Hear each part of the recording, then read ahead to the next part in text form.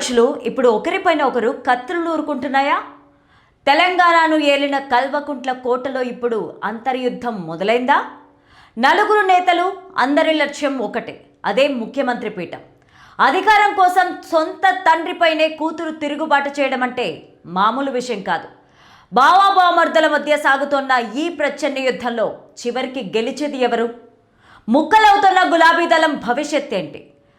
ఈ ఆసక్తికరమైన రాజకీయ చదరంగంపై మా స్పెషల్ రిపోర్ట్.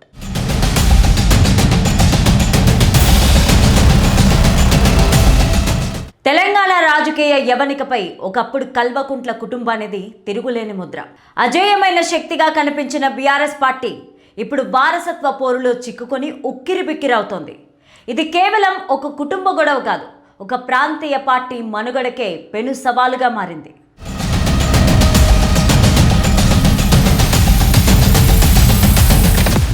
చరిత్రలో ఎప్పుడూ లేని విధంగా ఒకే కుటుంబం నుంచి నలుగురు సీఎం అభ్యర్థులు రేసులో ఉండడం గమనార్హం.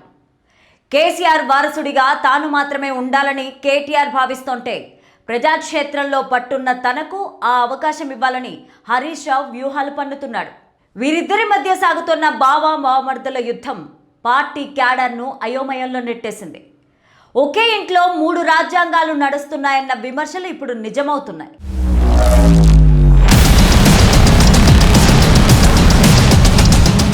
ఈ గొడవ చాలదన్నట్టు ఇప్పుడు ఆడబిడ్డ కవిత సొంత కుంపటి పెట్టడం సంచలనంగా మారింది.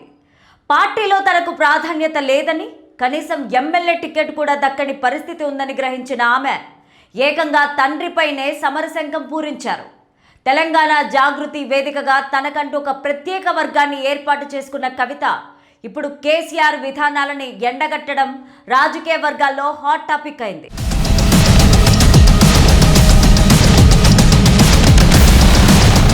కేటీఆర్, హరీష్ రావు, కవిత ఈ ముగ్గురు చదువుకున్నవారు, అనర్గళంగా మాట్లాడగల వ్యక్తులు. గతంలో మంత్రులుగా, ఎంపీలుగా చక్రం తిప్పిన వారే. ఈ మేధస్సు, అధికార అనుభవమే ఇప్పుడు పార్టీకి శాపంగా మారింది. ఎవరికి వారు తామే సరైన వారసులమని భావిస్తూ ఉండడంతో పార్టీ 3 ముక్కలాటగా మారింది. అధికారంలో ఉన్నప్పుడు కలిసున్న వీరు అధికారం కోల్పోయాక వీధిన పడ్డం సామాన్య కార్యకర్తలను బాధిస్తోంది.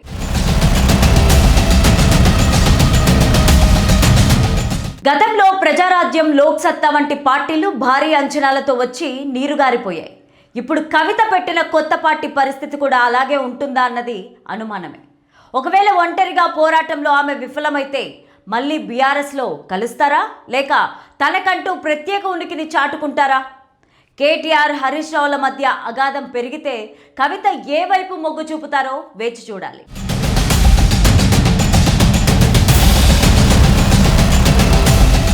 తెర వెనుక కీలక పాత్ర పోషించే సంతోష్ కుమార్ కూడా ఈ అధికార పోరులో ఎటువైపు ఉన్నారన్నది మిస్టరీగా మారింది. సామ్రాజ్యం కూలిపోతున్నా లోపల జరుగుతున్న కుట్రలను ఆపడం ఎవరి వల్ల కావడం లేదు.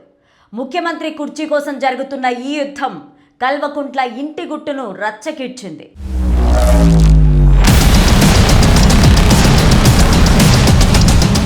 తెలంగాణ రాజకీయాల్లో ఇప్పుడు కల్వకుంట్ల బ్రాండ్ వాల్యూ తగ్గిపోతోందా? ఒక ప్రాంతీయ పార్టీలో నలుగురు నేతలు సీఎం కావాలనుకోవడం వినాశనానికి సంకేతమని విశ్లేషకులు భావిస్తున్నారు. ఈ రాజకీయ చదరంగంలో కుటుంబ సభ్యులు పరస్పరం చెక్ పెట్టకుండా పోతే చివరికి మిగిలేది ఖాళీ కుర్చీ మాత్రమేనా?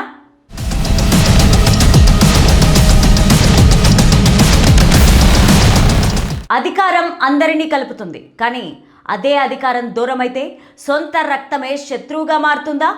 10 ఏళ్లు తిరుగులేని సామ్రాజ్యాన్ని ఏలిన కల్వకుంట్ల కుటుంబం ఇప్పుడు చీలికతో కనుమరుగయ్యే దశకు చేరుకుందా? పదవి కోసం ప్రాణ సమానమైన బంధాలను వదులుకోవడం సరైనదేనా? ఒకప్పుడు తెలంగాణ కోసమే మా కుటుంబం అన్న నేతలు ఇప్పుడు కుర్చీ కోసమే మా పోరాటం అంటున్నారు. మరి ఈ వారసత్వ యుద్ధంలో చివరికి విజేతగా నిలిచేది ఎవరో కాలమే సమాధానం చెప్పాలి. మీరేమంటారు? తప్పకుండా కామెంట్ సెక్షన్లో తెలియచేయండి. చూస్తూనే ఉండండి సౌత్ టీవీ. సబ్స్క్రైబ్ కూడా చేస్తారు కదూ. Thank you for watching. Thank you all. Have a good day.